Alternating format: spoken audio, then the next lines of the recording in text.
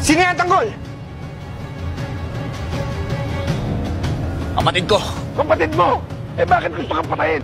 Yung hayop na yan, ang dahilan kaya nagkakalit-silit ang buhay naming pamilya! Hindi totoo yan. Anong hindi totoo? Ikaw tong star sa pamilya natin. Nakalimutan mo na? Hinulog mo si Lena. Butik na mamatay anak niya. Tapos hindi ka pa nadala. Pinagpaparin mo yung bahay, ano? Sumapapatay si tatay? Kami? Sumapapatay? Ha? Tapos yung mamatay na eh! Hindi totoo yan. Hindi ko magagawa sa pamilya natin. Sumapatay na kita ron? Tanggol, kapag tinira ka niyan, kakanayin namin yan kahit kapatid mo yan. Hoy!